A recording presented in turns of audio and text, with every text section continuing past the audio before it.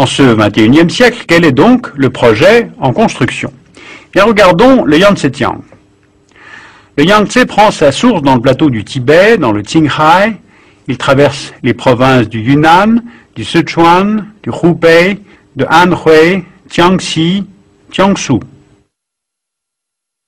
Le fleuve court sur une longueur totale de 6300 km, il reçoit plus de 3000 affluents, et finalement il se jette en mer de Chine, à la hauteur de Shanghai. C'est le troisième fleuve au monde par le débit et par la longueur. Vous voyez, sur la carte, on voit bien son bassin hydrographique. Il occupe près de 20% du territoire de la Chine. Eh bien, c'est sur ce fleuve énorme que la Chine a commencé depuis 1993 à construire un barrage. Les trois gorges sur le Yangtze se nomment Chutang, Wu et Xiling. Elles sont situées entre la ville de Chongqing et celle de Yichang. Le fleuve a creusé un passage de quelques 100 mètres de large entre des falaises hautes de 700 mètres, comme une sorte de canyon tombant des plateaux fertiles du Sichuan. C'est un lieu spectaculaire, poétique et très apprécié par les Chinois. Première fonction, la régulation du débit du fleuve. Le barrage formera un lac de 700 km de long. Pour vous donner une idée, le lac Tanganyika en fait 670, le lac Léman environ 150.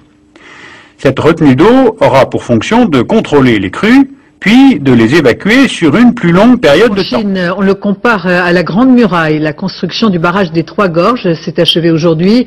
Un ouvrage titanesque qui a commencé il y a 13 ans. Dompter les eaux du Yangtze était un défi, mais aussi une nécessité, alors que la Chine, en pleine croissance, doit faire face à sa pénurie d'énergie. Un barrage qui a coûté de nombreux sacrifices, à commencer par l'évacuation de plus d'1 million de personnes. Reportage Philippe Rochaud, Sylvain Guillaume.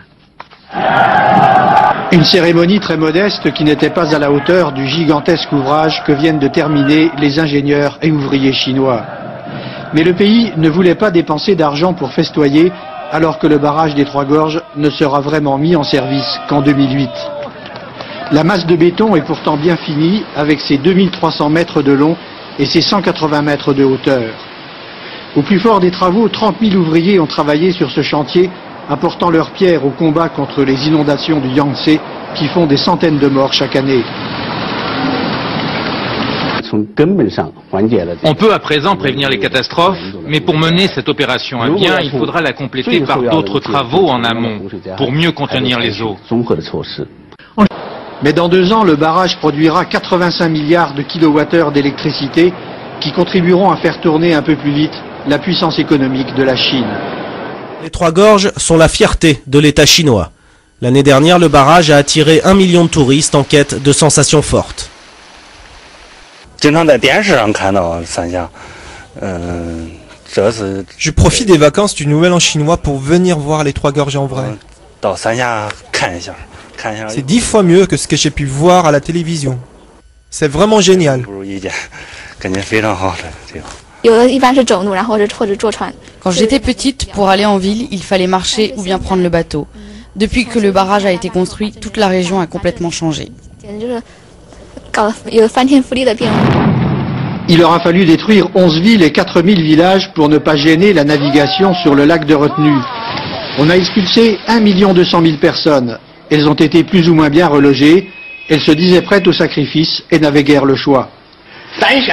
J'ai enseigné à mes élèves que les travaux étaient les plus grands travaux du monde. Nous sommes du fond du cœur pour ce barrage, car sans ces travaux, il n'y aurait pas de changement ici. Une centaine de sites historiques ont été engloutis à jamais, mais une vingtaine d'autres ont pu être transportés sur les hauteurs et protégés.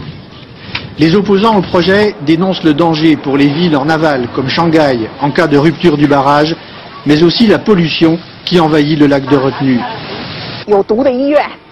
Avant la deuxième phase de mise en eau du réservoir, des hôpitaux et des usines polluantes ont été construits et la qualité de l'eau pose vraiment un problème.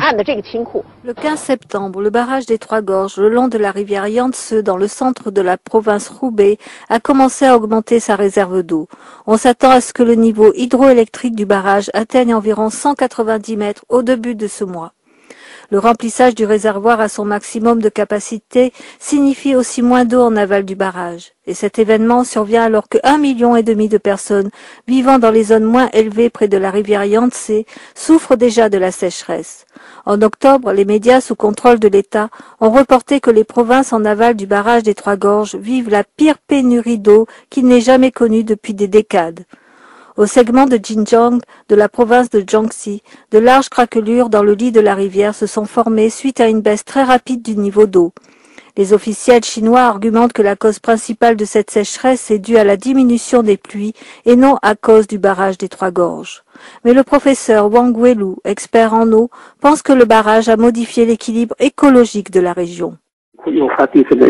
Si vous mettez toute cette eau dans le barrage, cela provoquera des dégâts énormes dans l'environnement écologique de la région. Si l'eau avait été gardée dans les terres, devenant ainsi une réserve dans les terres, alors une sécheresse d'une telle amplitude ne serait pas apparue. Le manque d'eau en aval de la rivière Yangtze met en danger la vie de ses riverains. Le lac Dongting de la province de Hubei, deuxième lac plus large de Chine, est à son plus bas niveau jamais reporté en 60 ans. En octobre, qui est le mois de l'année où la pêche locale est à son plus beau fixe, il n'y avait pas de poissons dans la rivière.